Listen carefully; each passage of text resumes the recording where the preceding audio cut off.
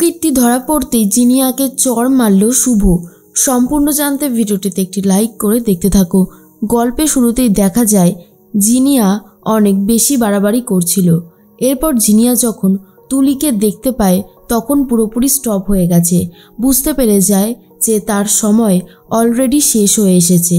এর মাঝখানেই শুভ তখন বলে, আমি বলবো নাকি তুমি বলতে শুরু করবে? জিনিয়া, অনেক অন্যায় করেছো, তাই তোমার শাস্তি এবারে হবেই। কেউ আর তোমাকে আটকাতে পারবে না। এর মধ্যেই জিনিয়া বলে, এসব কি হচ্ছে? আমার এত বড় একটা অনুষ্ঠান, আর এই অনুষ্ঠানে শুভ সব কিছু ম্যাচেকার করে দিচ্ছে, আর আপনারা সবাই দাঁড়িয়ে দেখছেন। সেবন্তী আন্টি, তুমি কিছু বলবে না? এরপরেই পুরবী রাগারাগি করতে থাকে আর বলে, সত্যি দিদিভাই, তোমার এই বৌমার জন্য আমার ছেলের এঙ্গেজমেন্ট পার্টি আমি কোনোভাবেই নষ্ট হতে দেব না। আমি আগেও বলেছি আর এখনও বলছি। তখনই মনে মনে একটা কথাই ভাবছিল জিনিয়া, তবে কি শুভ সত্যিটা বার করে ফেলেছে?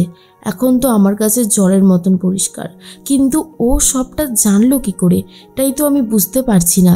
এর মধ্যেই পুরবী এসে রূপসকে বলে, দেখেছো, তুমি যেই শুভকে এত ভালোবাসো, এত কেয়ার করো, সেই শুভ আজকে তোমার ছেলের এঙ্গেজমেন্ট পার্টিতে এইরকমভাবে বাধা সৃষ্টি করছে। কই, তুমি কিছু বলছো না যে? তখনই রূপস বলে, আমার মনে হয় শুভ কি বলতে চাইছে সেটা আমাদের শোনাটা খুব জরুরি। না শুনে চিৎকার করলে কোনো কিছুর সলিউশন হয়নি আর হবেও না। তখনই তুলি বলতে শুরু করেছে। শুভ বলে, তুলি ভয় পেও না, সবটা বলো, বলো তোমাকে কে কিডন্যাপ করেছিল। এরপরেই তুলি বলে, জিনিয়া আমাকে কিডন্যাপ করেছিল। আয়ুষ্মানকে দিয়ে আমাকে সবসময় নজরে রেখে দিয়েছিল। আর এটা শোনার পরে সমিত পুরোপুরি অবাক হয়ে যায়। তখনই ডোনা বলে, কী রে বলছিস তুই এসব কথা? তুই তো আমার অ্যাটেন্ডেন্ট ছিলিস, তুই তো নিজের ইচ্ছাতেই বাড়ি ছেড়ে চলে গিয়েছিলিস। তখনই শুভ বলে, তুই এই সিম্পল ব্যাপারটা বুঝতে পারলি না ডোনা?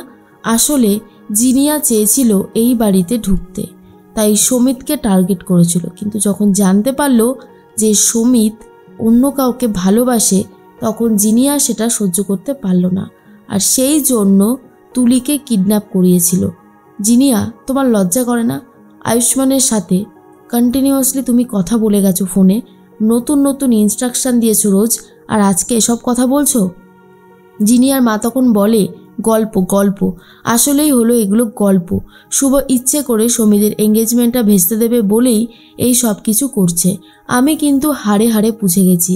তখনই শুভ বলে, হ্যাঁ, আপনি তো সবটাই বুঝতে পেরেছেন, কারণ এই প্ল্যানে তো আপনিও জিনিয়ার সাথেই রয়েছেন, তাই না? সমিত, তোর কি কিছুই বলার নেই? এরপর পুরবী বলে, কি বলার থাকবে ওর? ও এক্ষুনি জিনিয়ার আঙুলে আংটি পরিয়ে দেবে। কিন্তু সমিত সবার সামনেই বলে, আমি তুলিকে ভালোবাসি। আর এটা শোনার পরেই পুরবী, জিনিয়া সবাই অবাক হয়ে যায়। তখনই দাদু বলে, জিনিয়াকে তো ভেবেছিলাম ও বদলে গেছে, ও ভালো হয়ে গেছে, কিন্তু না, এই মেয়েটা কখনোই ভালো হতে পারে না, আর সেটা আমি বুঝতে পেরে গেছি। তখনই শুভকে জিজ্ঞেস করে, তুলিকে কোথা থেকে উদ্ধার করা হলো? তখনই শুভ বলে সত্যিটা। এরপর আয়ুষ্মানকে ধরে পুলিশের হাতে তুলে দিয়েছে শুভ। পুলিশ আয়ুষ্মানকে নিয়ে আসে, আর আয়ুষ্মান নিজের অন্যায়ের কথা স্বীকার করে, আর এটাও বলে শুভকে সে ছাড়বে না। জিনিয়া তখন বলে, এগুলো পুরোটাই একটা প্ল্যান। আমি বলছি, তোমরা কেউ আমার কথা বিশ্বাস করতে পারছো না কেন? তখন জিনিয়ার কথা শুনে শুভ জিনিয়াকে ঠাস করে চড় মেরে দেয় আর বলে, অনেকক্ষণ থেকে দেখছি তুমি মিথ্যে কথাগুলো বলে যাচ্ছ। কেন? যে অন্যায় তুমি করেছো সেটা স্বীকার করে নিতে এত অসুবিধাই বা কি আছে? জিনিয়া কি করবে বুঝতে পারছিল না। এরপরেই তখনই আকাশ বলে, বাকিগুলো দেখান। এরপর শুভ বলে, মা, তুমি যে আমাকে ভুল বুঝেছিলে তার জন্য দায়ী কিন্তু শুধুমাত্র এই জিনিয়া। ও চেয়েছিল আমার আর আদির মধ্যে ঝামেলা সৃষ্টি করতে। সেই জন্য আকাশবাবুর জন্মদিনের দিন নিজে কেক শপে গিয়ে একটা কার্ড লিখেছে আমার নাম করে। এই সব কিছুর সিসিটিভি ফুটেজ আমার কাছে কিন্তু আছে। আর শুভ সেটা জিনিয়াকে দেখাতে থাকে।